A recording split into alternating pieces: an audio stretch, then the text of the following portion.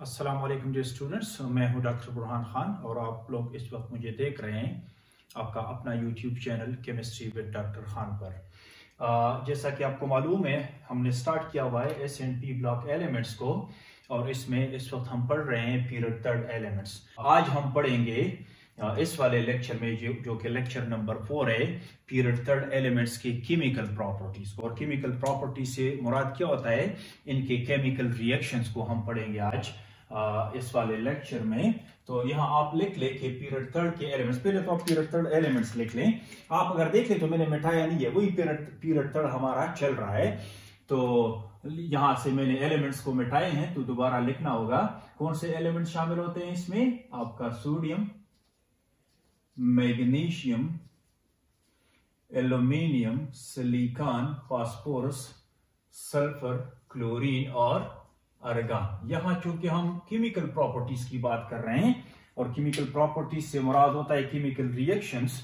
आपको पता है सबको कि आर्गन के केमिकल रिएक्शंस नहीं होते हैं, ये केमिकली इनर्ट होता है, इंतहाई स्टेबल है, तो इसको हम इंक्लूड नहीं करेंगे। बाकी ये वाले जो एलिमेंट्स हैं इनका हम केमिकल रिएक्शंस पढ़ेंगे। किस तरह की रिएक्शंस पढ़ेंगे? तो पीरियड थर्ड एलिमेंट्स के केमिकल रिएक्शंस विद, इस टॉपिक को आसान बना ले। एक दफा हम पढ़ेंगे वाटर के साथ, सही है, फिर पढ़ेंगे ऑक्सीजन के साथ, इनके जो रिएक्शंस है, और लास्ट में पढ़ेंगे क्लोरीन के साथ। अगरचे क्लोरीन इसी पीरियड का खुद भी पार्ट है, लेकिन इसकी ज्यादा रिएक्टिविटी की वजह से सबके साथ इनके रिएक्शंस होते हैं, तो इसको भी हम कंसिडर करेंगे। तो इस तरह इसमें से फर्स्ट जो है हम जब डिस्कस करेंगे तो रिएक्शंस विद वाटर डिस्कस करेंगे। कौन से वाले? Reactions of period third elements. बार बार लिखने की जरूरत नहीं है, पीरियड थर्ड की हम बात कर रहे हैं। Reactions with water. तो आप देख लें, आपके एलिमेंट्स ऊपर लिखे हुए हैं, एक एक इनमें से आप उठा लें और पानी में डालते जाएं, ठीक है। तो फर्स्ट वाला, इसको जरा चेक करते हैं। सोडियम, सोडियम का हम लिखना चाहते हैं इस वक्त कि किस तरह रिएक्ट करता है पानी के साथ। तो आपको पता है सोडियम को जब आप पानी में डालोगे तो पानी एक स्ट्रॉन्ग ऑक्सीडाइजिंग एजेंट के तौर पे काम करेगा, और सोडियम एक अच्छा रिड्यूसिंग एजेंट है, यानी सोडियम इलेक्ट्रॉन देने में अच्छा है और पानी इस वक्त इलेक्ट्रॉन को कैच करने में बहुत अच्छा है। जब सोडियम इसके साथ होता है तो सोडियम से इलेक्ट्रॉन पानी लेगा, सही है। तो ये रिएक्शन आप लिख ले इस तरह। बुक में जो रिएक्शन लिखा होता है वो इस तरह होता है। 2Na, 2 क्यों लिखते हैं मैं समझाता हूं, और आपका 2H2O, सही है। ये रिएक्शन आपको मिलेगा बुक में। इसका मैं मैकेनिज्म वैसे करवाता हूं आप लोगों को। तो इससे बनेगा आपका 2NaOH और प्लस हाइड्रोजन गैस रिलीज होगी, सही है। अब ये किस तरह ये रिएक्शन हुआ, ये तो बुक में ऐसे लिखा हुआ है, लेकिन मुझे तो इसकी समझ नहीं आई सर, तो मैं बताता हूं कैसे ये रिएक्शन होता है। इसका हमने मैकेनिज्म पे जाना होगा। किस चीज पे? मैकेनिज्म पे। और मैकेनिज्म से मुराद क्या होता है? All the steps which reactants follow to reach their destination, I mean their products. तो ये वो रास्ता है जिसपे रिएक्टेंट्स चल के प्रोडक्ट्स की तरफ पहुंचते हैं। तो उन स्टेप्स को, उस रास्ते को हम क्या कहते हैं? उस तरीकेकार को हम कहते हैं मैकेनिज्म। मैकेनिज्म से मुराद यही होता है। कैसे होता है? आपको पता है सोडियम का जो 3s1 वाला इलेक्ट्रॉन है, ये बड़ा लूज इलेक्ट्रॉन होता है, और ये अगर ये इलेक्ट्रॉन लॉस करे तो ये स्टेबल सोडियम आयन बन जाता है, सही है। तो ये अपने इलेक्ट्रॉन देगा, सही है, रिलीज करेगा। एक सोडियम कितना? एक इलेक्ट्रॉन रिलीज करके इसके ऊपर +1 चार्ज आएगा। तो ये जो रिएक्शन है ये आपका ऑक्सीडेशन है, और जो चीज ऑक्सीडाइज हो जाए, जिस चीज पे ऑक्सीडेशन हो जाए, तो उस चीज को हम कहते हैं रिड्यूसिंग एजेंट। तो सोडियम आपका यहाँ पे एक रिड्यूसिंग एजेंट के तौर पे काम कर रहा है। यहाँ पे ऑक्सीडेशन हुई किसकी? सोडियम की। एक पानी के साथ भी आप इस रिएक्शन को शो कर सकते हैं। 1 मोल इसका, 1 मोल इसका, क्योंकि इसको सिंप्लीफाई करके, लेकिन यहाँ पर आपको एक H मिलेगा, क्योंकि इंतहाई एक अनस्टेबल एंटिटी होती है। तो उस अनस्टेबल चीज को दिखाने से बचने के लिए हम क्या करते हैं? इसको 2 मोल्स में शो करते हैं। समझ में आ जाएगी अब आहिस्ता आहिस्ता बड़ा इजीली। तो इसके साथ आप 2 लिख लें। क्या लिख लें? 2 से मल्टीप्लाई करें तो ये 2 इलेक्ट्रॉन हो जाएंगे। तो उस हिसाब से फिर आपने पानी को भी 2 लिखना होगा। तो मल्टीप्लाई करने की जरूरत नहीं है, यू कर ले आप। 2 सोडियम है, एक सोडियम 1 इलेक्ट्रॉन लॉस करता है, तो 2 सोडियम 2 इलेक्ट्रॉन लॉस करेगा, सही है। और हर सोडियम पे +1 चार्ज आएगा, तो ये 2Na आप इस तरह शो कर लें, सही है। ये तो सोडियम की कहानी हुई। अब ये इलेक्ट्रॉन कहाँ जाएंगे? ये इलेक्ट्रॉन आप इधर लिख लें, एक इलेक्ट्रॉन इधर लिख ले, एक इधर लिख ले। अब पानी को इस तरह लिख ले, HOH, सही है, ये एक H2 है। दूसरे H2O को आप इस तरह लिख ले, HOH। अब पानी में आपको पता है कि ये ऑक्सीजन की इलेक्ट्रोनेगेटिविटी ज्यादा है, तो इस पे पार्शियल पॉजिटिव, इसी तरह एक और पार्शियल पॉजिटिव इस पे, और तो इस पे डबल पार्शियल नेगेटिव चार्ज आएगा। आप सेम इस पर भी शो कर सकते हैं यूं। तो इसमें अगर आप देख ले, तो this hydrogen is crying for electrons due to this more electronegative oxygen. तो ये वाले इलेक्ट्रॉन जाएंगे यहां। एक इलेक्ट्रॉन की शिफ्टिंग के लिए आपने इस तरह हाफ एरो को शो करना होगा। यहां आप पूरा बॉन्ड को शिफ्ट करें, क्योंकि एक्सक्यूज मी, ये जो 2 इलेक्ट्रॉन है, इस पे हर वक्त एक पकड़ होती है, एक इलेक्ट्रोनेगेटिविटी की वजह से खींच रहे होते हैं इन 2 इलेक्ट्रॉन्स को ऑक्सीजन। तो आप इसको ये दोनों इलेक्ट्रॉन ट्रांसफर करें ताकि ये खुश हो जाए, और इसको एक इलेक्ट्रॉन बाहर से मिलेगा। कौन सा वाला? आपका सोडियम वाला इलेक्ट्रॉन। अब ये लिख ले आप, बड़ा बेहतरीन इक्वेशन बन जाता है, सही है। अब आप इसको देख ले, इस ऑक्सीजन के साथ एक एक्स्ट्रा हाइड्रोजन वाला इलेक्ट्रॉन आया, तो ये OH- बन जाएगा, सही है। इसके साथ भी यही हुआ, तो ये भी OH-। इसका H ने इलेक्ट्रॉन लिया और इसके H ने इलेक्ट्रॉन लिया, तो आप इस तरह लिख सकते हैं H और H, सही है, लिख ले, कोई इसमें वो नहीं है, हैरिज नहीं है। अब इन सारी चीजों को आप मिला ले। ये वाला कौन सा रिएक्शन हुआ? यहां गेन ऑफ इलेक्ट्रॉन हुआ, तो इस पार्ट को आप कहते हैं रिडक्शन। ऊपर वाला अगर ऑक्सीडेशन हाफ है, तो ये वाला रिडक्शन हाफ है। ये ओवरऑल रिडॉक्स रिएक्शन है। जब आप मेटल को डालते हैं पानी में, यू कर लें, इसको आप एड अप कर लें, ऑक्सीडेशन हाफ और रिडक्शन हाफ को आप ऐड कर ले। तो ऐड करते हुए आपका 2Na, ये 2 इलेक्ट्रॉन्स जो यहां पे किसी ने लॉस किए, कौन? सोडियम ने, ये 2 अब यहां पे किसी ने पकड़ लिए, तो ये कैंसल आउट हो जाते हैं। ओवरऑल रिएक्शन आप लिख ली, ये वाला रिएक्शन आएगा इसमें से। कैसे? आपका 2Na, ये और ये 2 वाटर, सही है, और इसको आप कर ले 2Na और 2 OH, तो ये 2NaOH बन जाएगा।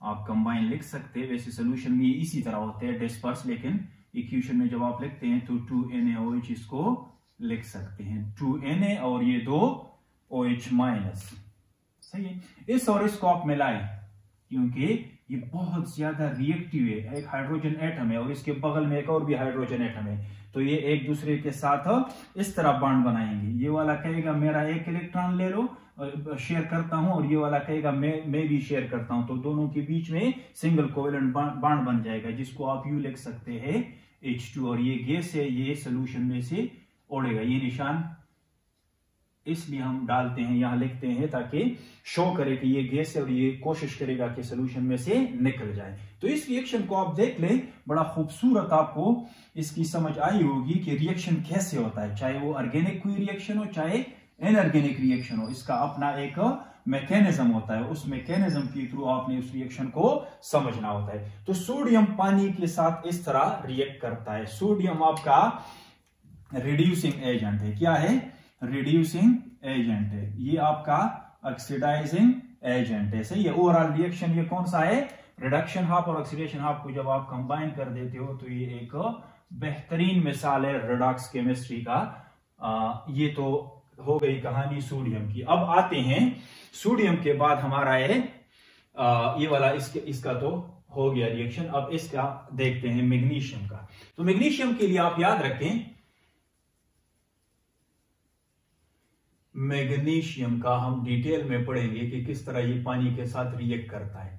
अब यू जाते हुए अक्रॉस द पीरियड ये जो इलेक्ट्रॉन देने की सलाहियत है ये कम हो जाती है। क्योंकि ये क्यों? इसलिए कि आपका न्यूक्लियर चार्ज बढ़ता है और साइज डिक्रीज होता है। तो मैग्नीशियम उतना अच्छा रिएक्ट नहीं करेगा जितना सोडियम ने अच्छा रिएक्ट किया। तो अक्रॉस द पीरियड जाते हुए जो रिड्यूसिंग पावर है, इलेक्ट्रॉन देने की सलाहियत है, यहां पानी की बात कर रहे हैं, पानी को इलेक्ट्रॉन देने की जो सलाहियत है ये कम होती जाएगी, सही है। तो मैग्नीशियम की रिएक्टिविटी सोडियम की तरह नहीं है, फिर भी ये रिएक्ट करता है। इसकी रिएक्टिविटी दो तरह की होती है।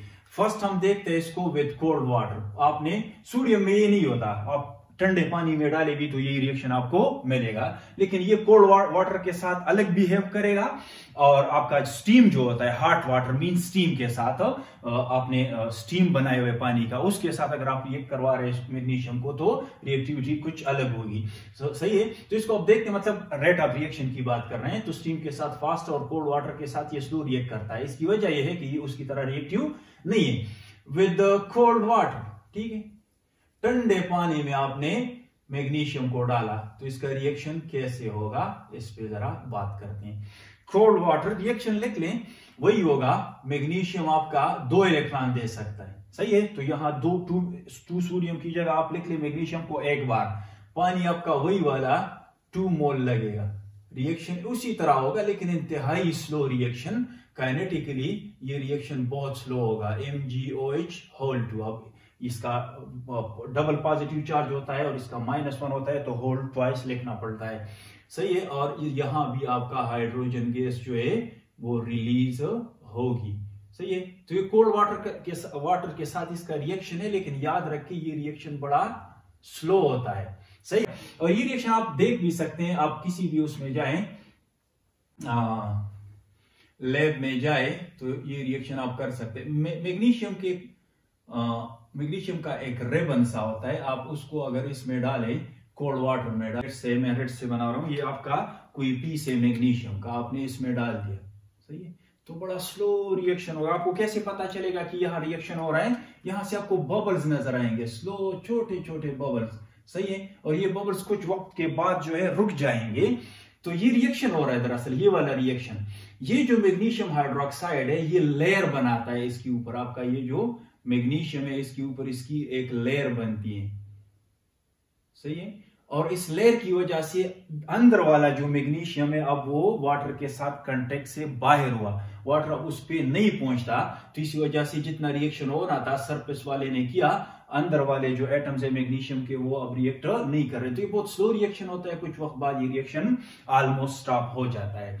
तो ये एक स्लो रिएक्शन, इसकी वजह क्या है, क्योंकि ना तो पानी को आपने इतना एनर्जाइज किया हुआ है कि इससे इलेक्ट्रॉन ले, और ना ये इलेक्ट्रॉन देने को इतना रेडी है कि सोडियम की तरह इलेक्ट्रॉन फेंक के पानी में, तो इसका ये वाला रिएक्शन बहुत स्लो होता है। मैकेनिज्म बिल्कुल उसी तरह, इसमें से आप 2 इलेक्ट्रॉन निकाले, वो 2 इलेक्ट्रॉन आप पकड़ा दे किसको, जिस तरह मैंने उधर शो किया हुआ है, आप देख सकते हैं बिल्कुल उसी तरह। ये 2 इलेक्ट्रॉन 2 सोडियम से आएंगे, यहाँ 2 इलेक्ट्रॉन इससे आएंगे, लेकिन याद रखिए ये रिएक्शन स्लो होगा। अब ये तो बात हुई इसका कोल्ड वाटर के साथ, अब हम बात करते हैं स्टीम के साथ, hot water with steam. Steam से मुराद होता है पानी अब 100 डिग्री सी पे है, तो यहां आप लिख ली ये वाला जो वाटर है, इसके साथ आपने लिक्विड लिखना होगा। लिक्विड का मतलब यही होगा कि ये कोल्ड वाटर है। सही है, आप लिख भी सकते हैं, वैसे ऊपर लिखा हुआ है विद स्टीम। स्टीम के साथ फिर आपने ये रिएक्शन इस तरह शो करना होगा, मैग्नीशियम। सही है, इसके साथ मैंने पानी मिलाया, लेकिन ये वो वाला पानी नहीं है, ये गैसियस वाटर है, यानी ये क्या है, स्टीम है। आप यू लिख भी सकते हैं यहाँ पे, ये स्टीम है। सही है, ये आपने मिलाया इसके साथ। अब यहां मैं 1 मोल यूज कर रहा हूं, क्योंकि 1 मोल से ही काम चलेगा यहां पे। सही है, अब ये जिसके जो 2 इलेक्ट्रॉन्स है, वो दोनों इसके, ये जो हाइड्रोजन है, ये वाले वाटर का जो हाइड्रोजन है, ये बहुत एक्टिव है ड्यू टू हीटिंग।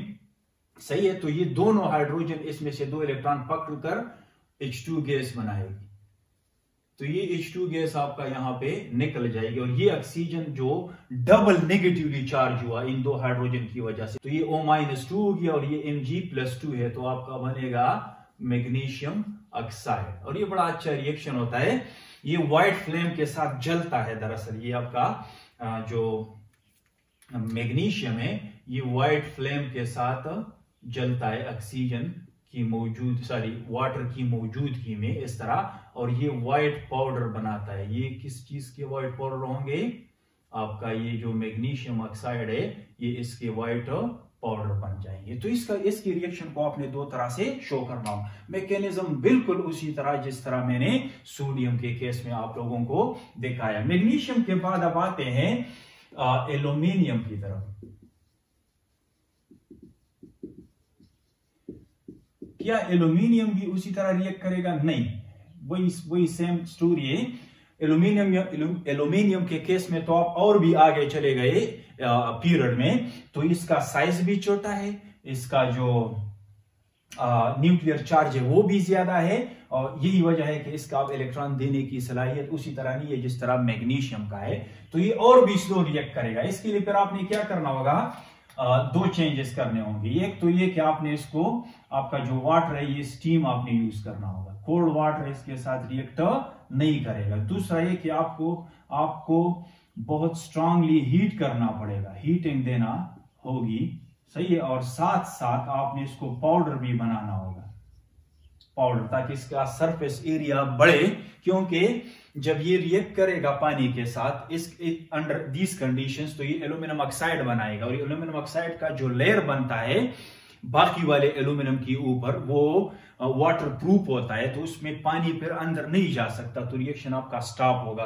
अगर आप चाहते हैं कि सारे का सारा एल्यूमिनियम जो है आपका रिएक्ट करे, तो फिर आपने एल्यूमिनियम को पाउडर बनाना होगा। और पाउडर बनाने का मकसद क्या होता है, ताकि सरफेस एरिया बढ़ जाए, इसके सारे एटम्स खुल जाए, मैक्सिमम एटम्स खुल जाए टू द वाटर, ताकि पानी उसके साथ, पानी भी नहीं, ये स्टीम उसके साथ क्या करे, रिएक्ट करे। तो रिएक्शन इसका भी बड़ा मजे का रिएक्शन होगा।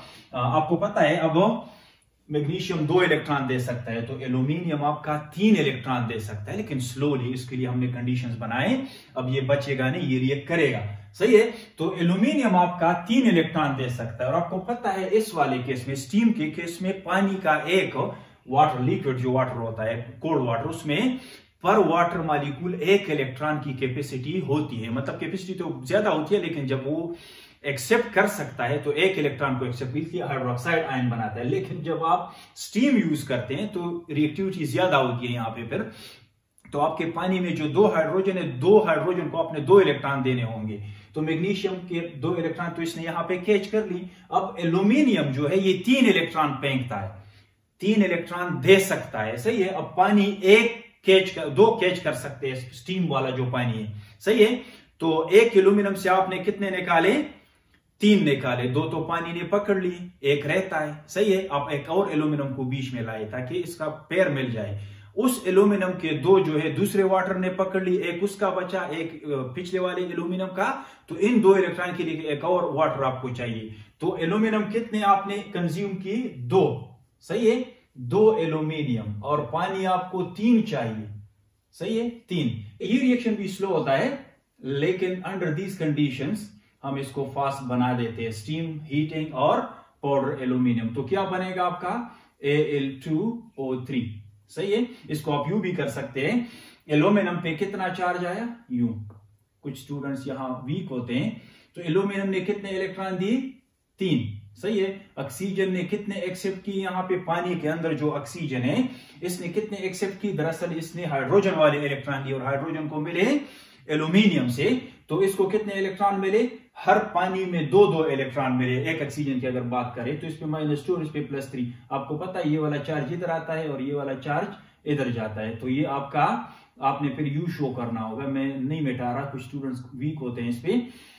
तो आप इधर लिख ले Al2O3 और +3 पानी में से 2-2 हाइड्रोजन, तो 6 हाइड्रोजन हो गए। अब इनके पेयर्स बना ले, तो 3H2, और यहां गैस लिख ले, और ये भी उसी तरह यहां से रिलीज होने की कोशिश करेगी। अगर क्लोज वेसल नहीं है, वैसे क्लोज हम नहीं रखते हैं, तो ये ओपन रिएक्शन होता है, हाइड्रोजन गैस यहां से इवॉल्व हो रही होती है।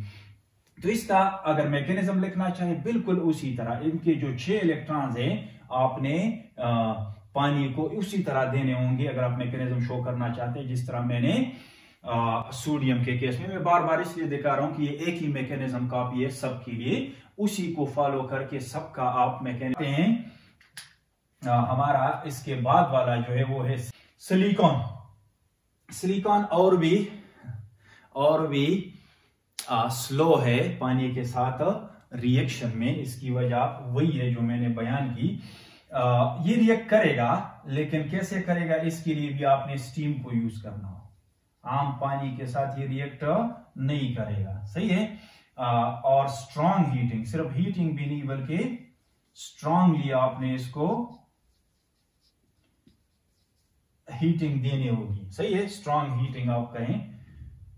और इसके अलावा इसको भी अगर आप पाउडर बना लें तो इसमें कोई वो नहीं है, हैरज नहीं है, तो रिएक्शन और भी अच्छा होगा। किस तरह होगा, अब इसकी कहानी 4 इलेक्ट्रॉनों वाली है, सही है। तो सिलिकॉन प्लस H2O आप लिख लें, सही है। अब H2O एक ऑक्सीजन के साथ ये एक ऑक्सीजन कितने इलेक्ट्रॉन ले सकता है, इसमें से ऑक्सीजन नहीं हाइड्रोजन, तो 2 को इसके 2 इलेक्ट्रॉन्स मिल गए, सही है। और इसके 2 और जो है और एक और मॉलिक्यूल में जाएंगे, तो ये आपने 2 लिखना होगा। कितना लिखना होगा, 2 वाटर, सही है।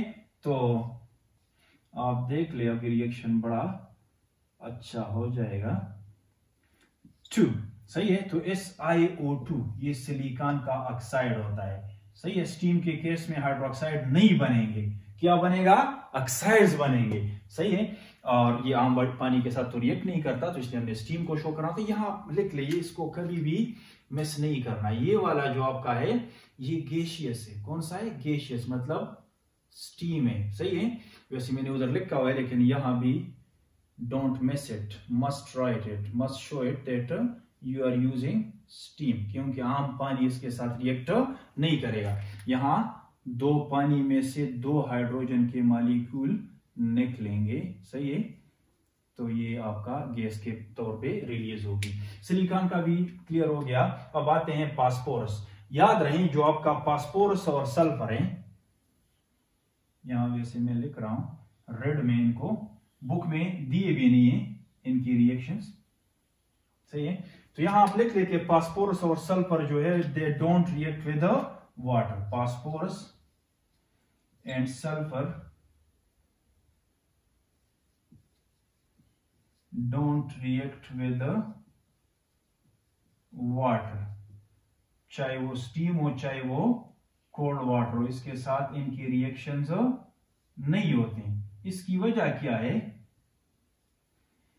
क्योंकि आपका जो फास्फोरस है ये P4 की शक्ल में एग्जिस्ट करता है, किस फॉर्म में, P4 की शक्ल में, और सल्फर आपका S8 में। तो इनके जो अनपेड इलेक्ट्रॉन्स हैं वो तो इन्होंने यूटिलाइज की हैं आपस में। अब इनके पास जो बचता है, हर एक के ऊपर लोन पेयर बचता है। आप फास्फोरस P4 का देख लें या सल्फर का देख लें, तो इसके ऊपर ये S8 की शक्ल में, यहां मैं बना भी सकता हूं वैसे, ये आपका P4 है, P4 इस तरह बॉन्ड्स बनाए होते हैं इसने, सही। अब हर एक के ऊपर क्या है, लोन पेयर है, सही है। सल्फर को भी आप बना सकते हैं यू बना लें,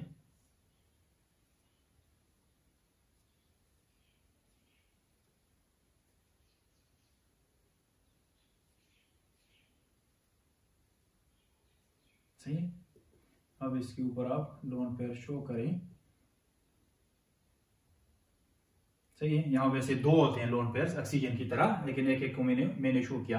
अब इन लोन पेयर्स की वजह से ये भी ऐसे बिहेव करते हैं जैसे लीवियस बेस कोई हो, और पानी भी आपका क्या है, लीवियस बेस है। तो ये पानी के साथ रिएक्ट नहीं करते हैं, ना तो फास्फोरस और ना आपका सल्फर, तो इनकी रिएक्शंस को हम नहीं मेंशन करेंगे। इसके बाद जो आता है वो है हमारा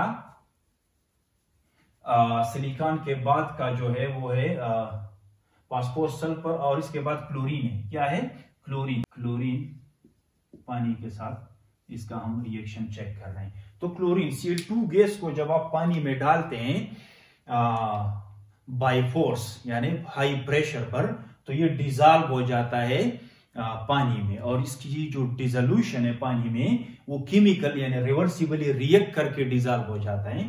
तो कैसे इस रिएक्शन को आपने यूं लिखना होगा, ये आपका Cl2 गैस है, सही है, गैस, इसको अपने पानी में डाला H2O, तो ये रिवर्सिबल यानी ये ऐसा नहीं है कि सारा जाके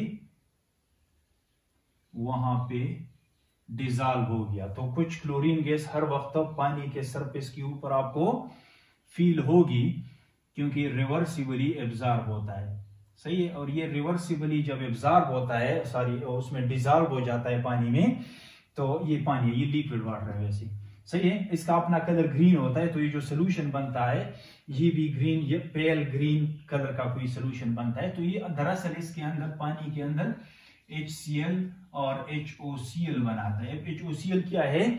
क्लोरिक 1 एसिड है, या इसको हाइपोक्लोरस एसिड भी कह सकते हैं। ये हाइपोक्लोरस एसिड है।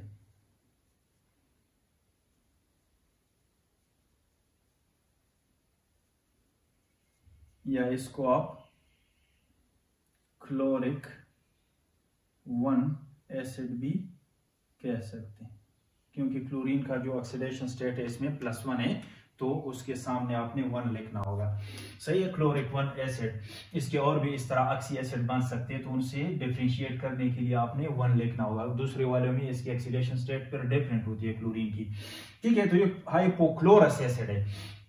अब ये रिवर्सिबल प्रोसेस है, यानी कुछ क्लोरीन डिजॉल्व हुआ होता है, कुछ ऊपर सरफेस के ऊपर रहता है। सही है, तो कुछ इसमें से वापस आके आता है, उसी में शामिल होता है, तो कुछ उसी में से जो गैसियस क्लोरीन है वापस उसमें डिजॉल्व हो जाते हैं, इसलिए हम इसको रिवर्सिबल लिखते हैं। लेकिन ये जो आपका HOCl है और ये जो सोल्यूशन है यहां से यहां तक, अब ये जो पानी में डिजॉल्व है, ये आपको ग्रीन सोल्यूशन मिलेगा, पेल ग्रीन सोल्यूशन। सही है, ग्रीन सोल्यूशन की सूरत में आपको नजर आएगा ये। अब इसमें ये जो HOCl है, हाइपोक्लोरस एसिड है, इस पे अगर लाइट पड़ जाए तो ये अनस्टेबल होता है। HOCl लाइट पड़ने पर ये क्या हो जाता है, ये आपका ब्रेक हो जाता है। सही है, लाइट पड़ने पर इसके ये वाले और ये जो बॉन्ड्स है ये ब्रेक हो जाते हैं। सही है, तो फिर ये आपका ये हाइड्रोजन और ये क्लोरीन मिलकर क्या बनाता है? HCl, और ये ऑक्सीजन आपको एटॉमिक ऑक्सीजन मिलेगा।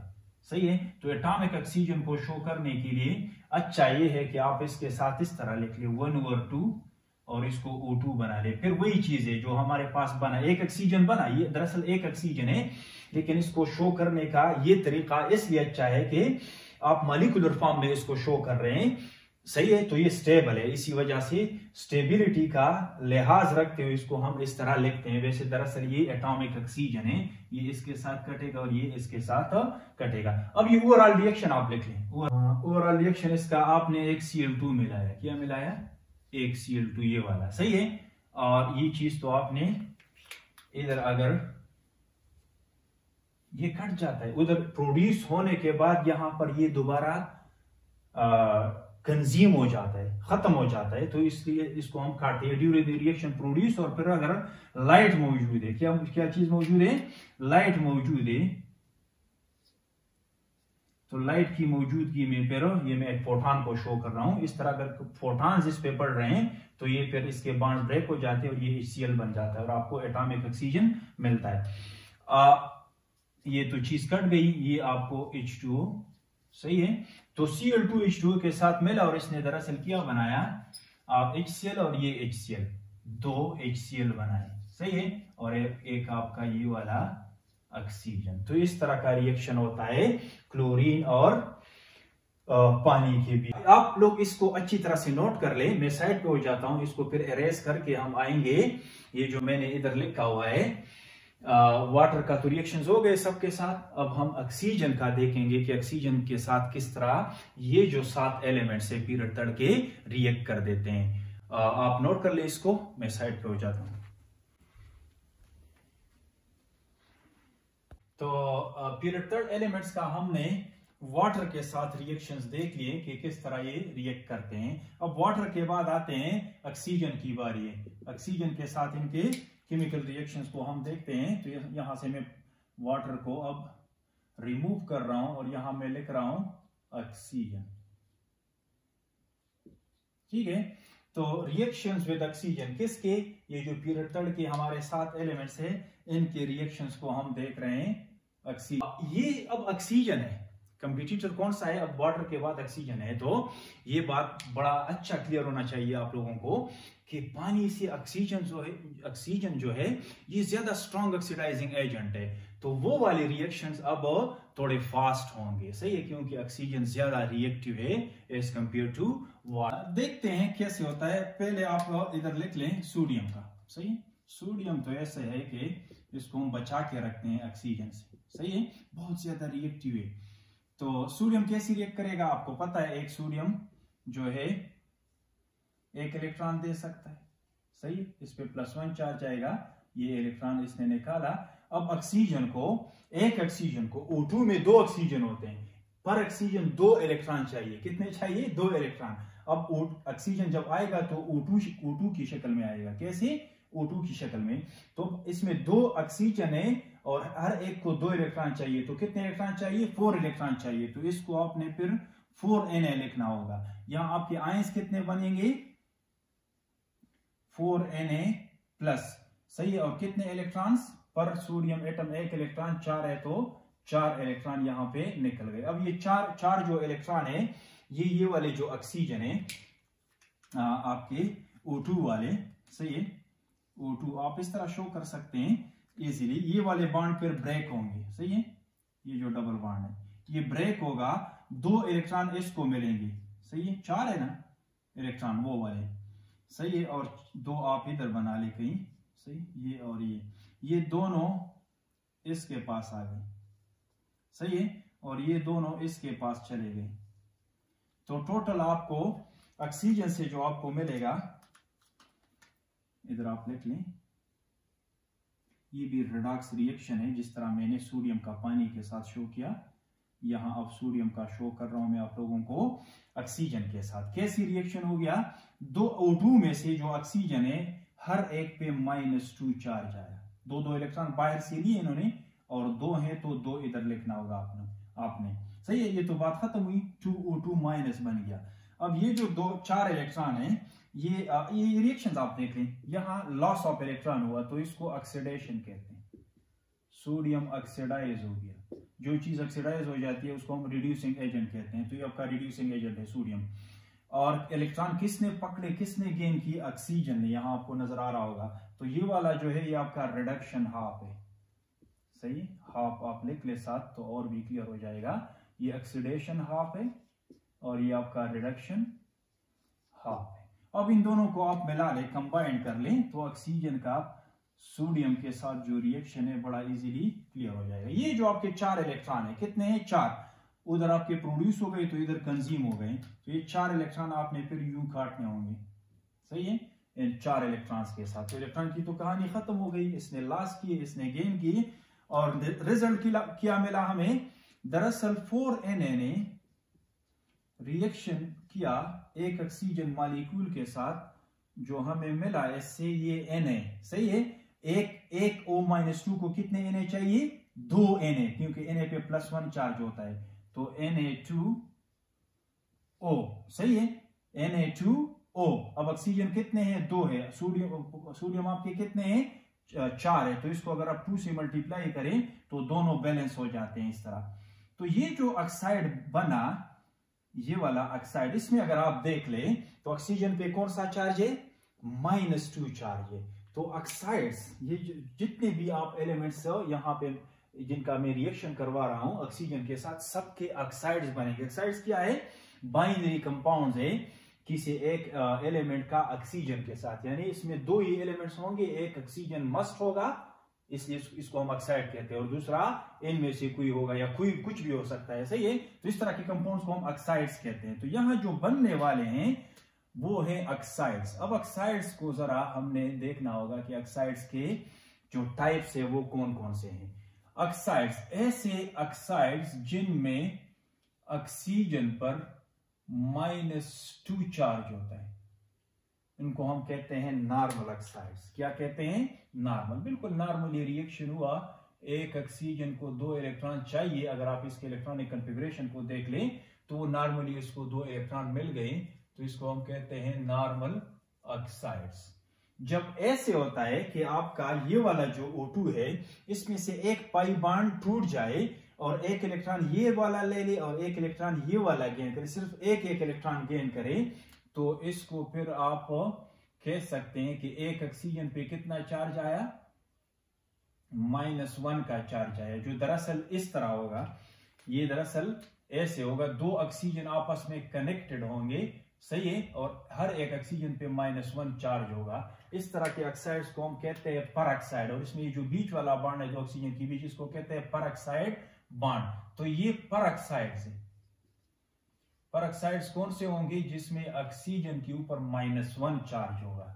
अब ऐसे भी होता है कि आपका ये वाला बॉन्ड है कनेक्टेड, सही है, यानी ऑक्सीजन और ऑक्सीजन के बीच में बॉन्ड है, सही है, लेकिन दोनों ऑक्सीजन पे कंबाइंड जो चार्ज आया हुआ है वो -1 है। तो एक ऑक्सीजन को कितना, इसमें एक डॉट भी आप शो कर ले, एक अनपेयर्ड इलेक्ट्रॉन बचता है यहां पे। अब 2 ऑक्सीजन के ऊपर एज अ होल -1 चार्ज है, तो अब -1 को आप 2 से डिवाइड कर ले, तो हर एक को कितना मिलेगा, -12 मिलेगा, -12, और इसका भी -12। जब ऑक्सीजन पे -12 चार्ज हो, इस तरह, दरअसल इस तरह होता है, इसलिए मैंने इसको शो किया, वैसे -12 स्टूडेंट को फिर समझ में नहीं आएगी। इस तरह का चार्ज हो तो इस तरह के ऑक्साइड्स को फिर हम कहते हैं सुपर ऑक्साइड्स। क्या कहते हैं इनको, सुपर ऑक्साइड्स कहते हैं। ये वाला जो लास्ट वाला है ये आपका सुपर ऑक्साइड है, सही। अब इसमें स्टूडेंट्स कंफ्यूज हो जाते हैं कि कौन किस वक्त कौन सा ऑक्साइड बनाएगा। तो याद रहे कि जो आपका नॉर्मल ऑक्साइड होता है इसका बनना मुश्किल होता है, क्योंकि यहां देख ले 2 बॉन्ड्स ब्रेक करने होते हैं, सही, 2 बॉन्ड्स ब्रेक करने होते हैं। इसके मुकाबले ये आसानी से बनते हैं, ये मुश्किल होता है, क्योंकि इसमें 2 बॉन्ड्स आपने ब्रेक करने होते हैं। इनका बनाना आसान है, एक सिर्फ पाई बॉन्ड को ब्रेक करना होता है, फिर उसके बाद इलेक्ट्रॉन की गेनिंग होती है।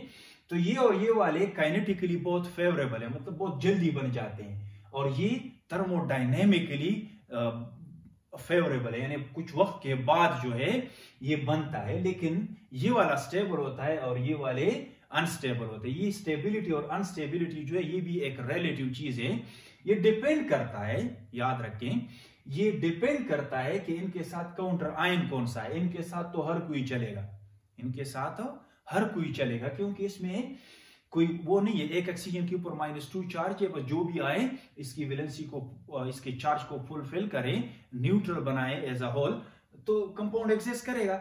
यहां पर हर आयन नहीं आ सकते, यानी हर एक आयन जो है वो परऑक्साइड और सुपर ऑक्साइड्स नहीं बना सकता। इसके लिए कोई ऐसा आयन होना चाहिए, शर्त क्या है, कोई ऐसा आयन होना चाहिए जिसका साइज बड़ा हो, प्लस चार्ज हो उस पे लेकिन साइज बड़ा हो, ताकि प्लस चार्ज की जो डेंसिटी है वो कम हो, यानी बड़े साइज पे एक प्लस कोई चार्ज हो तो उसका फायदा ये होगा कि वो वाला चार्ज डेंसिटी कम होगी, चार्ज डेंसिटी, तो वो यहां आके डिस्टॉर्शन कम प्रोड्यूस करेगा। क्योंकि इसके साथ अगर आप किसी स्मॉल आयन को कनेक्ट करेंगे, इसके साथ करें तो कोई वो नहीं है, मसला नहीं है। इनके साथ अगर आपने कोई स्मॉल चार्ज को कनेक्ट किया, पॉजिटिव चार्ज को, तो ये स्टेबल नहीं रहेंगे, क्योंकि वो पॉजिटिव चार्ज इनमें से इलेक्ट्रॉन अपनी तरफ खींचेगा, जिसका नुकसान ये होगा कि ये वाला बॉन्ड फिर ब्रेक होगा। तो आपके परऑक्साइड और इसके अलावा जो सुपर ऑक्साइड्स हैं वो फिर अनस्टेबल होंगे। तो जो स्मॉल कैटायंस होते हैं वो इस तरह के ऑक्साइड्स नहीं बना सकते हैं। अब हम आते हैं अपना पीरियड 3 की तरफ। वैसे ये चीजें ग्रुप में बड़ा अच्छा क्लियर हो जाएगी जब हम ग्रुप वाइज पढ़ेंगे, क्योंकि डाउन द ग्रुप साइज का बड़ा खूबसूरत सा इंक्रीज हो रहा होता है। तो नीचे वाले जो हैं वो फिर पर और सुपर ऑक्साइड्स को रख सकते हैं, बना सकते हैं, रख सकते हैं, ऊपर वाले सिर्फ नॉर्मल ऑक्साइड बनाएंगे। तो ग्रुप में बड़ा अच्छा क्लियर होने वाला है आगे। आई होप यहां भी क्लियर हो गया होगा। इसकी जो बारीकी थी वो मैंने आप लोगों को बता दी। अब आते हैं अपना पीरियड की तरफ। ये जो पीरियड 3 एलिमेंट्स हैं, आप अब मुझे बताएं कि इसमें से कौन सा एलिमेंट ऐसा है जो कि ये इस तरह के ऑक्साइड्स बना सकता है। तो सोडियम सही है, क्योंकि सोडियम का साइज सबसे बड़ा है। ये वाला भी बना सकता है खुशी खुशी से, इसको भी किसी हद तक रख सकता है और इसको भी किसी हद तक स्टेबल रख सकता है। तो सोडियम का आप रिपोर्ट कर सकते हो ये तीनों, लेकिन बाकी के लिए आपने सिर्फ और सिर्फ नॉर्मल ऑक्साइड्स लिखने हो सकता है। तो ये जो मैंने शो किया, ये सोडियम का कौन सा ऑक्साइड है? ये नॉर्मल ऑक्साइड है।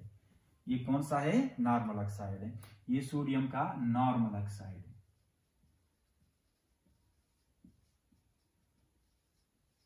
नॉर्मल ऑक्साइड है। अब इसके बाकी वाले ऑक्साइड्स को मैं यहां पे लिख रहा हूं। सोडियम को ज्यादा अच्छा एक्सप्लेन करेंगे तो बाकी का आसान हो जाएगा हमारे लिए।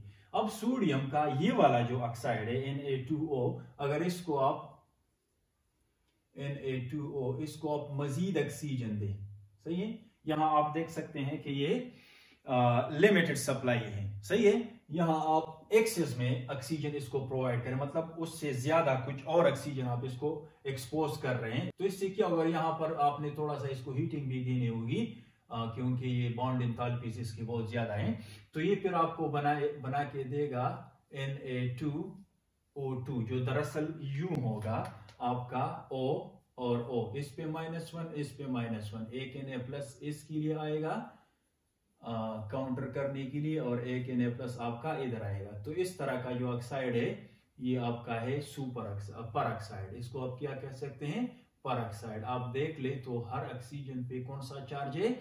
-1 का चार्ज होता है, ओवरऑल ये न्यूट्रल होता है। अब इसको आप बैलेंस करें तो इसके साथ आप 2 लगा लें, सही है, 2 लगा लें, और ये 2 आप इधर भी लगा लें, तो ये बैलेंस हो जाएगा। ये 4 हो गई, यहां भी 4 ऑक्सीजन, यहां भी 2 2 4 और ये 4। इस तरह इस रिएक्शन को आप बैलेंस कर सकते हो, लेकिन याद रखें कि ये स्टेबल नहीं होगा इतना जितना इसका नॉर्मल ऑक्साइड स्टेबल है। अब सुपर भी आप दिखा सकते हैं, वैसे सोडियम का सुपर इतना अच्छा ऑक्साइड नहीं होता, स्टेबल नहीं होता, लेकिन आप ऐसे दिखा सकते हैं। वो कैसे बनेगा आपका?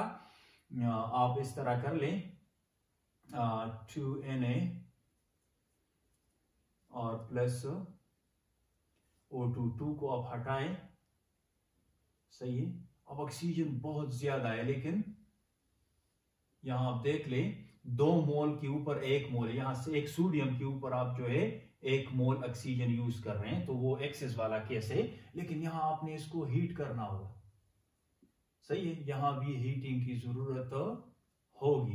हीट करके आप बना सकते हैं इसका ये वाला ऑक्साइड NaO2। अब आप देख ले ये कैसे होगा, ये आपका कुछ यू दिखेगा, आपका एक ऑक्सीजन और एक ऑक्सीजन, ये वाले जो ऑक्सीजन है इन्होंने आपस में बॉन्ड बनाया हुआ है, सही है, और इसके ऊपर -1 चार्ज है। ये Na+ इधर आया होगा इस चार्ज को स्टेबलाइज करने के लिए, सही है। तो इसको आप यू शो कर सकते हैं। ये कौन सा ऑक्साइड है? ये सुपर ऑक्साइड है, ये है सुपर ऑक्साइड। तो सोडियम के लिए तो हमने देखा है कि हाँ ये कर सकता है, पर ऑक्साइड भी बना सकता है और सुपर ऑक्साइड भी बना सकते हैं, लेकिन अंडर सर्टेन कंडीशंस। ये अगर आप इससे नीचे जाए, पीरियड में जाए, तो आपका रुबिडियम, सीजियम, सही है, ये वाले जो है बड़ा आसानी से इस तरह के ऑक्साइड्स बना सकते हैं। उसकी वजह ये होती है कि इनके साइजेस बड़े होते हैं। लिथियम तो कभी भी नहीं बनाएगा इस तरह के ऑक्साइड्स, तो ये आपको क्लियर होना चाहिए। अब आते हैं मैग्नीशियम की तरफ। कहा? मैग्नीशियम की तरफ। मैग्नीशियम कैसे रिएक्ट करता है ऑक्सीजन के साथ? इसका भी बड़ा अच्छा रिएक्शन होता है। याद रहे जब आप इसको रिएक्ट कराते हैं सोडियम को ऑक्सीजन के साथ, तो ये कुछ येलो फ्लेम के साथ, ये येलो सोडियम से रिलेटेड है। सोडियम जब जलता है ऑक्सीजन की मौजूदगी में, तो इसका जो इलेक्ट्रॉनिक ट्रांजिशन है वो येलो रीजन में, जो आपका VPR है उसकी येलो रीजन में एनर्जी एमिट करता है, तो इसकी वजह से ये हमें फिर येलो नजर आता है। तो ये येलो फ्लेम के साथ जलता है, येलो फ्लेम के साथ, और ये आपको मिलेगा व्हाइट पाउडर। कैसे मिलेगा?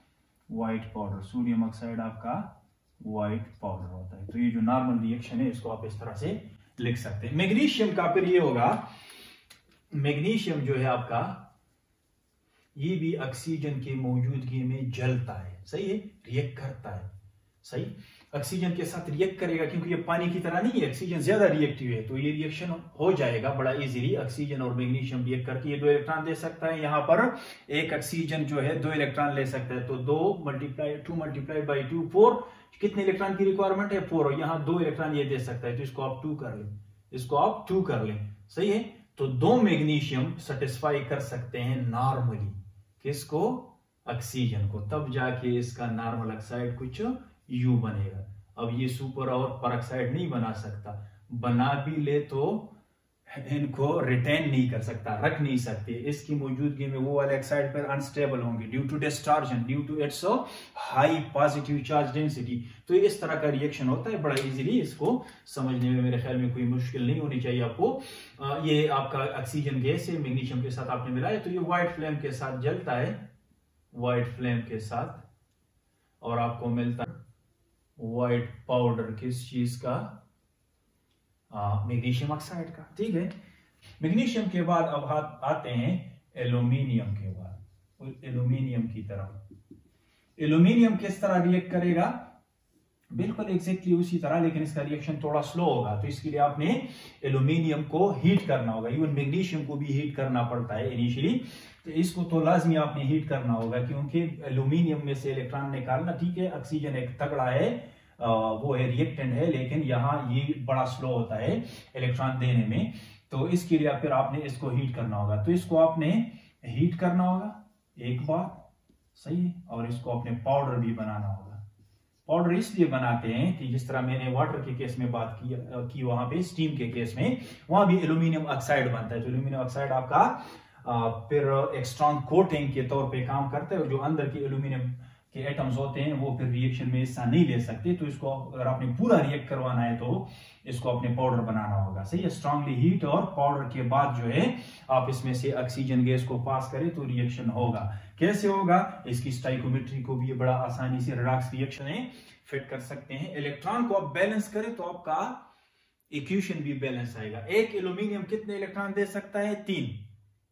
ऑक्सीजन कितना पकड़ेगा नॉर्मली, जो नॉर्मल सबके साथ नॉर्मल ऑक्साइड बनने वाले हैं इसके बाद वाले, मैग्नीशियम और ये सारे, सिर्फ सोडियम का वो वाला है, मतलब ये जो सुपर और पर की कहानी सिर्फ सोडियम में आपने करनी होगी।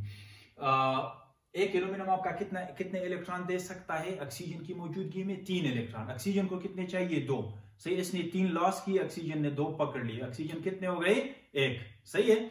अब ये 1 इलेक्ट्रॉन कहा जाएगा, इसको पेयर चाहिए, तो एक और एल्यूमिनियम को आप बीच में लाएं, सही है। उस एल्यूमिनियम के 2 इलेक्ट्रॉन इस ऑक्सीजन ने पकड़े, ऑक्सीजन 2 हो गए और एल्यूमिनियम आपके 2 हो गए, सही है।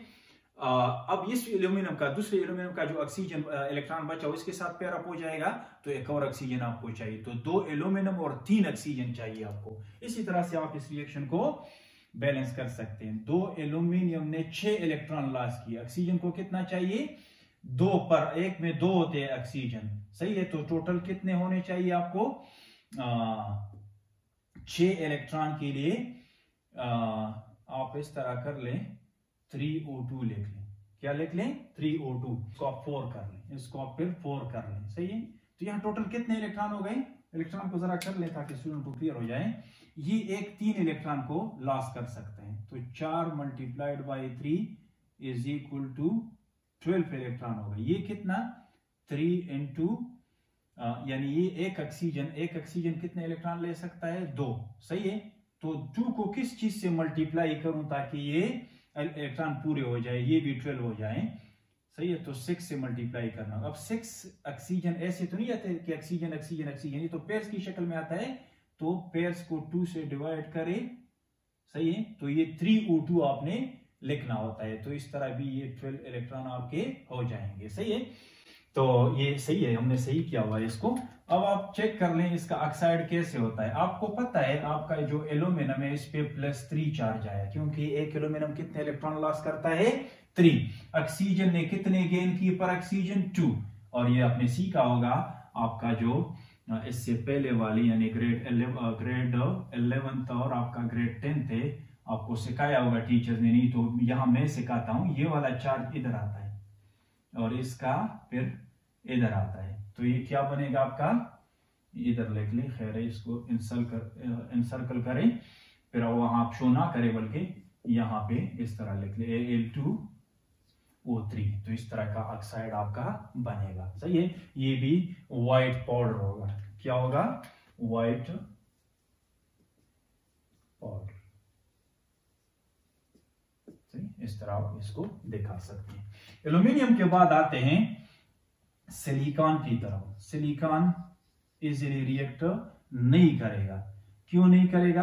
क्योंकि एक पीरियड में हम बहुत आगे जा चुके हैं, जो इलेक्ट्रॉन देने की सलाहियत है वो बहुत कम हो गई। अगरचे ऑक्सीजन बहुत रिएक्टिव है, लेकिन ये अपने आप इलेक्ट्रॉन देने को तैयार नहीं है, तो इसलिए हमने इसको स्ट्रांगली हीट करना होगा।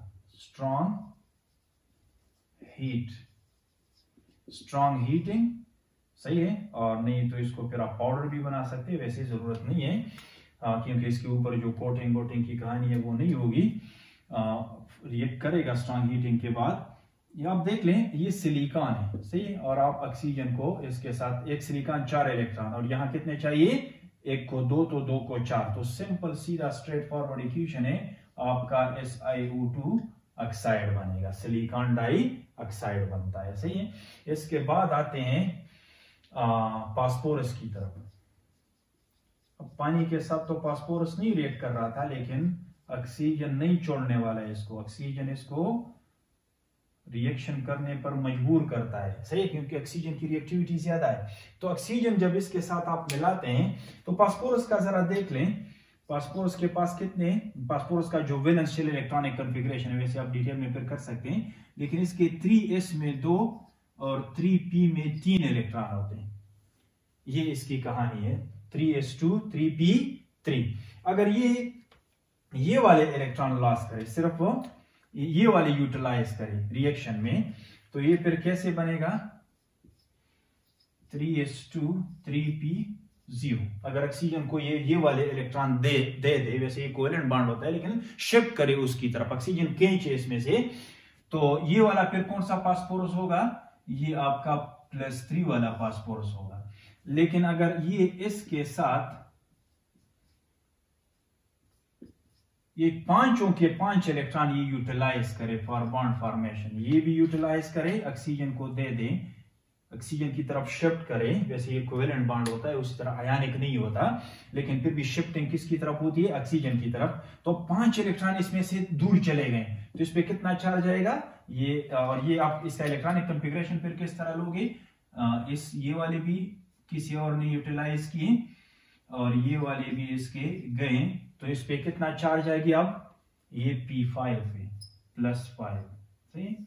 तो फास्फोरस दोनों ऑक्सीडेशन स्टेट में चला जा सकता है, +3 में भी और +5 में भी। जब 3 देगा, सही है, तो ये इसका 3 जाएगा ऑक्सीजन की नीचे, तो कितने ऑक्सीजन आपको फिर चाहिए, उस हिसाब से अपने स्टोइकोमेट्री को सेट करना होगा। ये भी ऑक्साइड बनाता है। ये कौन सा ऑक्साइड बनाएगा? जब इस तरह होगा तो आपका P2 P4O6 ये वाला ऑक्साइड बनेगा। और जब ये पांचों के 5 इलेक्ट्रॉन ऑक्सीजन को दे, उसकी तरफ शिफ्ट करे, तो ये P4O10 वाला फिर ऑक्साइड बनता है। इसमें आप ऑक्सीडेशन स्टेट चेक कर लें, इसमें इसका ऑक्सीडेशन स्टेट +3 है और इस वाले में +5 है, इसलिए तो हम इसको कहते हैं फास्फोरस 3 ऑक्साइड, यानी 3 ऑक्सीडेशन स्टेट में है, और इसको कहते हैं फास्फोरस, रोमन में 5 लिखना होता है उसके सामने और फिर ऑक्साइड, तो इसका मतलब होगा कि ये +5 ऑक्सीडेशन स्टेट में है।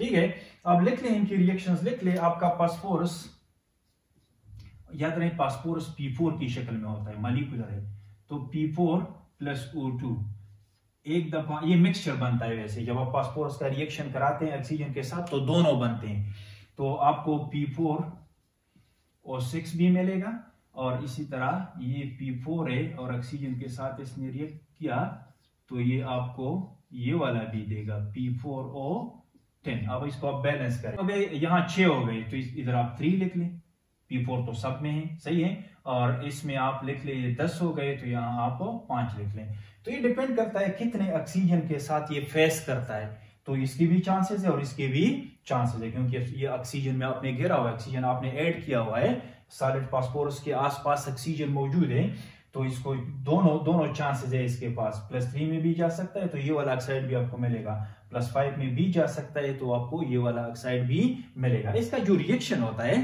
फास्फोरस जब ऑक्सीजन को आप एक्सपोज कर देते हैं, तो व्हाइट स्मोक के साथ एक क्लाउड बनता है, व्हाइट स्मोक क्लाउड कहते हैं उसको, वो आपको रिएक्शन में नजर आएगा। उसके बाद आपको फिर उसके नीचे जो है व्हाइट पाउडर नजर आएगा। रिएक्शन फिनिश होने के बाद, पूरा होने के बाद, वो व्हाइट पाउडर में दोनों होंगे, मिक्सचर होगा आपका। ये फास्फोरस 3 ऑक्साइड है और ये वाला कौन सा ऑक्साइड है, फास्फोरस 5 वाला ऑक्साइड है। इनके नाम भी आप लिख सकते हैं, ये फास्फोरस इस तरह लिखना होगा। वैसे कुछ लोग पेंटा ऑक्साइड और ट्राई ऑक्साइड लिखते हैं, वो सही नहीं है। ये फास्फोरस 3 ऑक्साइड है। और ये वाला कौन सा है, इसके सामने आप लिख ले फास्फोरस 5 ऑक्साइड। ये रोमन क्या शो करता है, फास्फोरस का ऑक्सीडेशन स्टेट को शो करता है। ठीक है, तो फास्फोरस की तो ये कहानी हो गई। अब उसके बाद हमारा सल्फर बचता है। तो सल्फर या वैसे इग्नाइट करना पड़ता है। सल्फर को जब आप इग्नाइट कर देते हैं ऑक्सीजन की मौजूदगी में, तो बिल्कुल आसान रिएक्शन है, SO2 गैस बनाता है। क्या चीज, सिंपल रिएक्शन है, SO2 गैस बनती है। अब इसके बाद हमारा है क्लोरीन। क्लोरीन का वैसे शो नहीं किया होगा बुक में, लेकिन इसका है ऑक्सीजन के साथ ये रिएक्ट करता है। एक ये है कि क्लोरीन ने ऑक्सीजन के साथ रिएक्ट किया तो ये कंपाउंड बना, इसको हम कहते हैं Cl2O, डाइक्लोरीन मोनोऑक्साइड कहते हैं। सही है। अब ये 2 हैं तो यहां आप 2 लिख लें और यहां पर आप 2 लिख लें। तो इसको ये वाला जो रिएक्शन है, इसका मैं स्ट्रक्चर भी बनाऊंगा। वैसे ये डाइक्लोरीन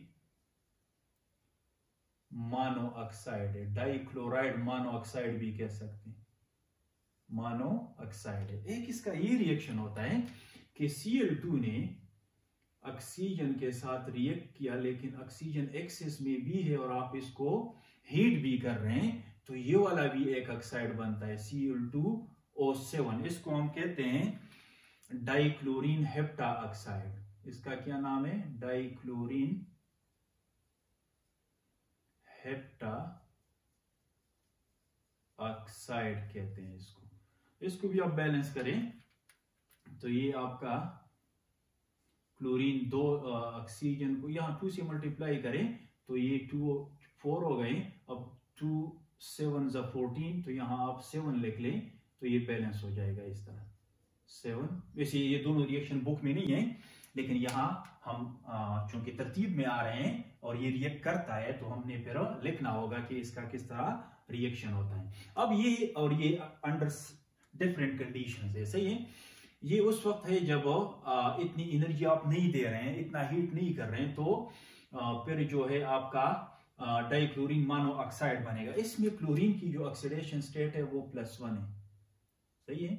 और ये वाला बड़ा खतरनाक है, क्लोरीन +7 ऑक्सीडेशन स्टेट में है। ठीक है। अब इनके आप स्ट्रक्चर बनाना चाहें तो स्ट्रक्चर बना सकते हो। इस वाले का स्ट्रक्चर मैं इधर बना रहा हूं। ये आपका ऑक्सीजन है, एक ऑक्सीजन है, एक क्लोरीन इस तरफ से आया हुआ है और एक क्लोरीन आपका इस तरफ से आया हुआ है। लोन पैरा बना सकते हैं इसके ऊपर UU। सही है। तो दोनों का ऑक्टेट कंप्लीट है, स्टेबल कंपाउंड है, बनता है। ये वाला कैसे शो करोगे आप, तो ये आपका एक क्लोरीन है, बीच में एक ऑक्सीजन, फिर एक क्लोरीन। सही है। अब इसके बाद 3 ऑक्सीजन इसके साथ आप लगा लें, यूं 3 ऑक्सीजन इसके साथ लगा लें, 3 इसके साथ लगा लें और 3 वाले इसके साथ। तो ये 7 ऑक्सीजन और 2 क्लोरीन इस तरह आपस में बॉन्ड बनाते हैं Cl2O7 में, और इसको हम कहते हैं डाइक्लोरीन हेप्टा ऑक्साइड। और इसमें अगर आप देख ले तो इसका भी +7 चार्ज है, ऑक्सीडेशन स्टेट है, और इस क्लोरीन का भी +7 ऑक्सीडेशन स्टेट है। वैसे अगर कोई आपसे पूछ ले कि इसमें और इसमें नॉर्मल ऑक्साइड कौन सा है, तो ये दोनों नॉर्मल ऑक्साइड है। ऑक्सीजन का ऑक्सीडेशन स्टेट दोनों में क्या है, -2 है। इसी तरह ये भी सारे जितने भी हैं, यहां से यहां के बाद सोडियम के बाद मैंने जितने भी ऑक्साइड शो किए तो ये सारे नॉर्मल ऑक्साइड्स हैं। ये वाले जो एलिमेंट्स है ये परऑक्साइड और सुपर ऑक्साइड्स को स्टेबलाइज नहीं रख सकते, इसलिए ये नहीं बना सकते। ठीक है। इसके बाद फिर हम आते हैं क्लोरीन का जो रिएक्शंस हैं इस वाले यानी पीरियड थर्ड के एलिमेंट्स के साथ, उस पर बात करेंगे। आप अच्छी तरह से इसको नोट कर ले, मैं साइड पे हो रहा हूं।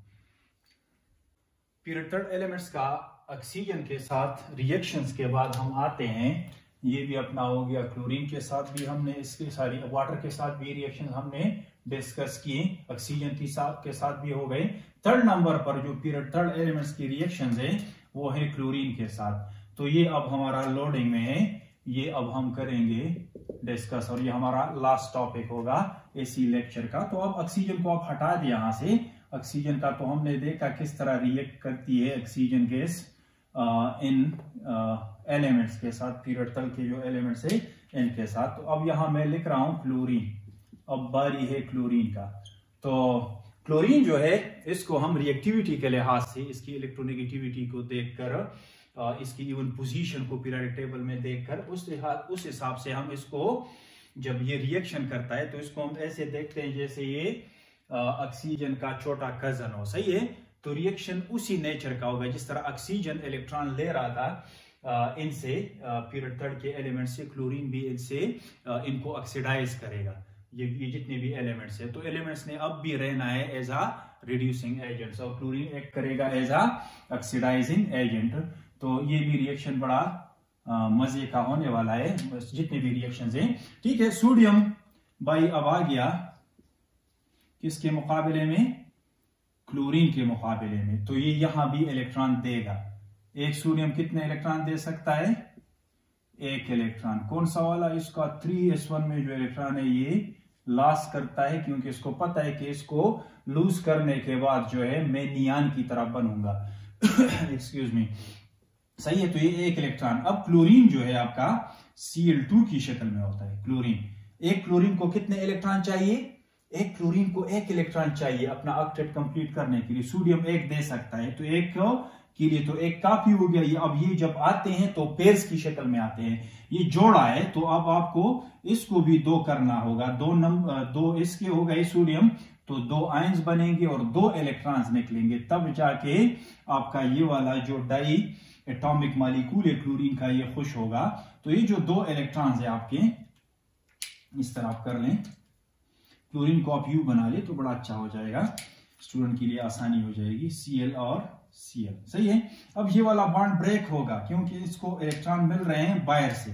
2 इलेक्ट्रॉन आपके, वो इलेक्ट्रॉन है जो सोडियम ने यहाँ पे रिलीज की। ये इसको अपना इलेक्ट्रॉन मिलेगा, इसको अपना इलेक्ट्रॉन मिलेगा। एक इलेक्ट्रॉन बाहर से इसको मिलेगा और एक वाला इलेक्ट्रॉन बाहर से इसको मिलेगा।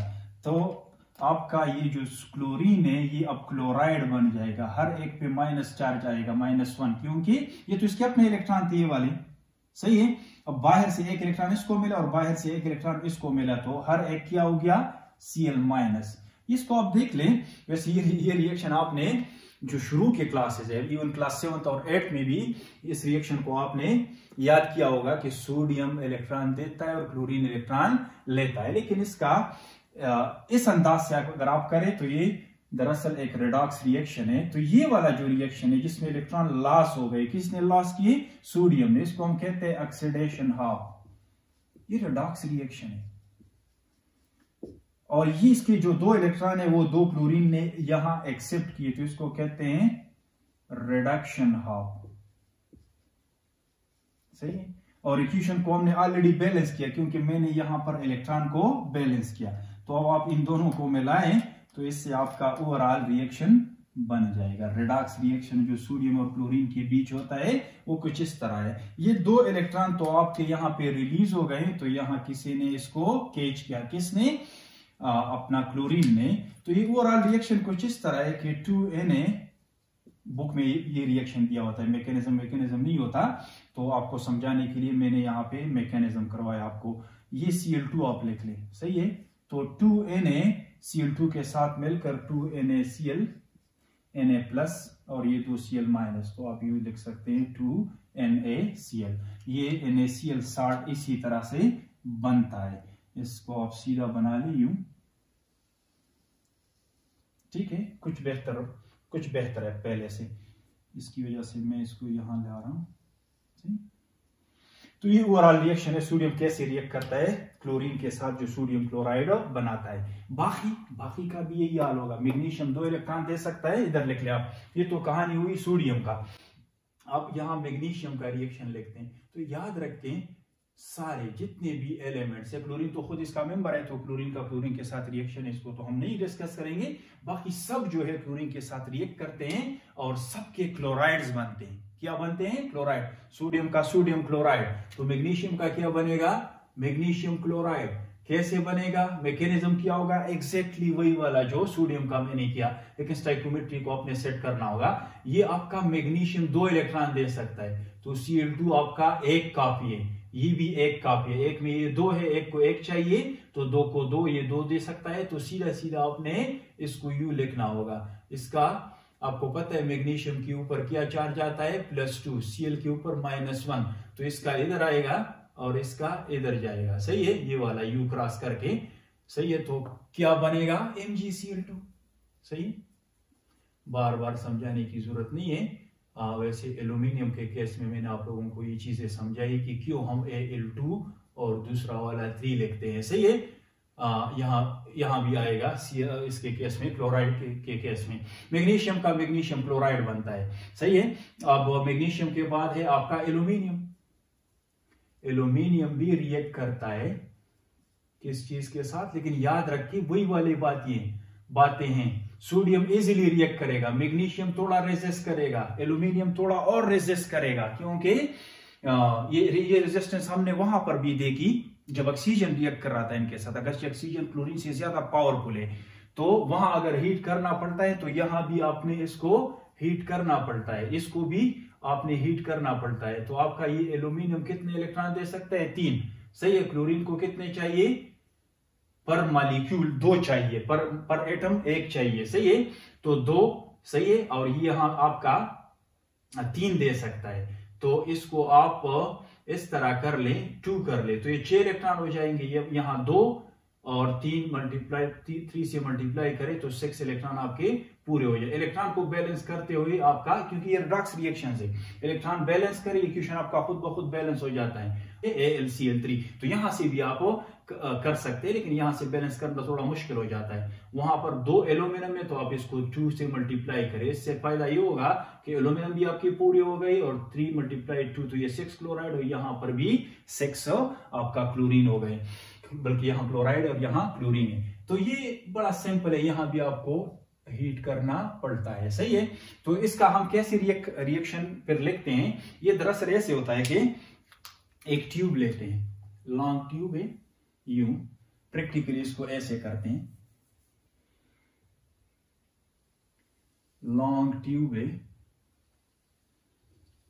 इसमें आप एल्यूमिनियम के फॉइल को रखते हैं। एल्यूमिनियम फॉइल सबने देखा होगा, जो किचन में हम फॉइल यूज करते हैं, इसको एल्यूमिनियम फॉइल या किचन फॉइल कहते हैं। इस तरह एक एल्यूमिनियम फॉइल को अपने, ये एल्यूमिनियम का क्या है? एक फॉइल है, शीट है। सही है, एल्यूमिनियम का फॉइल या शीट है। इसको गर्म भी करते हैं नीचे से। सही है, इसको हीट करते हैं, वैसे यू आप लिख सकते हैं।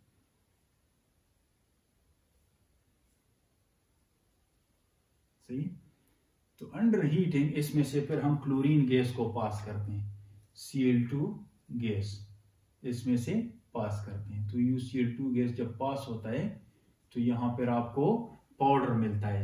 किस चीज का? येलो सा पाउडर होता है, और ये पाउडर है। सही, रिएक्शन चलता रहता है और ये पाउडर बनता रहता है। तो ये पाउडर किसका होता है? फिर आपका एल्यूमिनियम क्लोराइड का होता है। इसका कैसे कराता है? Exactly the same. किसी टेस्ट ट्यूब में मैग्नीशियम लें और क्लोरीन गैस उसमें से पास करें अंडर हीटिंग, और उसके बाद जो है आपका सिलिकॉन है, सिलिकॉन भी रिएक्ट करता है। सिलिकॉन के लिए हम क्या करते हैं? सिलिकॉन का पाउडर लेते हैं, इसी तरह एक कॉलम में या इसी तरह की ट्यूब में, ये सिलिकॉन पाउडर है।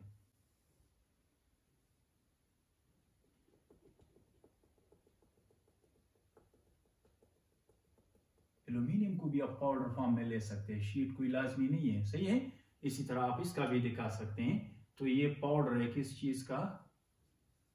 पाउडर है सिलिकॉन का। सही है, इसको हीट करते हैं इसी तरह अंडर हीटिंग, ये फ्लेम है। सही, ये हीट हो रहा है यहां से, और यहां से आप पास कर रहे हैं क्या चीज, क्लोरीन गैस, क्लोरीन गैस। सही, अब यहां जो प्रोडक्ट बनने वाली है वो लिक्विड है, यहां से आपको क्या मिलेगा, लिक्विड मिलेगा। सही है, ये लिक्विड किस तरह होगा, कलरलेस लिक्विड है। और ये लिक्विड क्या चीज है, दरअसल ये सिलिकॉन टेट्राक्लोराइड है, SiCl4, सिलिकॉन टेट्राक्लोराइड लिक्विड के फॉर्म में बनता है। तो सिलिकॉन जो है आपका क्लोरीन के साथ, अब सिलिकॉन कितने इलेक्ट्रॉन इसकी तरफ शिफ्ट कर सकता है, जैसे ये कोवेलेंट बॉन्ड होता है तो कंप्लीट ट्रांसफर नहीं होता, Cl2, एक क्लोरीन को एक चाहिए और यहाँ 4 इलेक्ट्रॉन ट्रांसफर हो सकते हैं, तो इसको आप 2, सही है, तो 2 जा 4 और सिलिकॉन का फिर 4 इलेक्ट्रॉन, तो ये बराबर हो गए। आप इस तरह लिख लें, दूरी लिख लें ताकि अच्छा सा हमें रिएक्शन नजर आए। 2Cl2, तो क्या बनने वाला है, SiCl4, सिलिकॉन टेट्रा क्लोराइड। इसका नाम क्या है, सिलिकॉन टेट्रा क्लोराइड। ठीक है, ये सिलिकॉन के बाद फिर आता है फास्फोरस। तो फास्फोरस का आपको पता है, ये फास्फोरस जो है +3 ऑक्सीडेशन स्टेट या +5 दोनों ऑक्सीडेशन स्टेट में जा सकता है। कैसे, इसका मैंने बताया ऑक्सीजन वाले रिएक्शंस में, तो वहां से आप नोट कर लें। तो फास्फोरस जब +3 में जाता है, और आपको पता है ये जब मिलेगा तो P4 की शक्ल में मिलेगा, Cl2 के साथ इस तरह भी रिएक्शन कर सकता है कि PCl3 बनाए। ये कौन सा वाला होगा, इस वाला, यानी ये वाला है जो +3 वाला है। और आपका फास्फोरस जो है ये इस तरह भी रिएक्शन कर सकता है क्लोरीन के साथ, अगर एक्सिस क्लोरीन है तो ये PCl5 भी बना सकता है। अब इसमें कौन सा ऑक्सीडेशन स्टेट है फास्फोरस का, ये +3 वाला है, और ये कौन सा वाला है, ये वाला आपका +5 वाला है। तो इनके नाम ये आप लिख ले, बैलेंस पहले बैलेंस करें। फास्फोरस 4 है तो यहाँ आपने 4 लिखना होगा, सही है। तो फास्फोरस 4, ये 12 हो गए तो ये आप 6 कर लें। इस तरह ये 4 है, फास्फोरस आपने बैलेंस किए तो ये 20 हो गए, तो यहाँ आपने 10 लिखना होगा। ठीक है, तो इसी हिसाब से आपने इलेक्ट्रॉन्स भी इनडायरेक्टली जो है बैलेंस किए। इनके नाम लिख लें, इसको आप फास्फोरस और ट्राइक्लोराइड कह सकते हैं। वैसे ऑक्साइड के केस में थोड़ा डिफरेंट लग रहा था, तो इसको आप फास्फोरस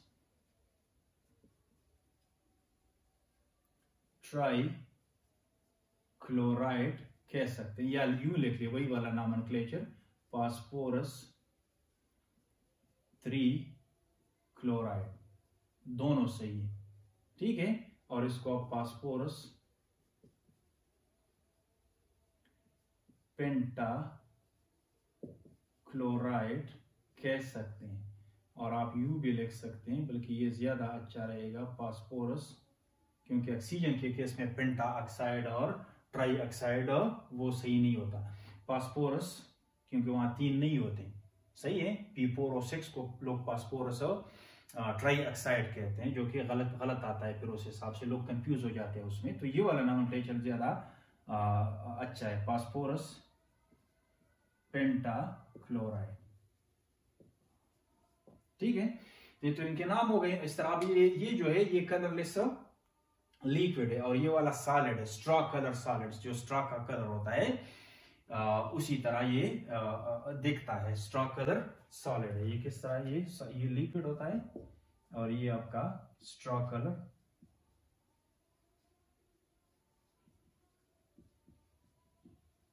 सॉलिड होता है।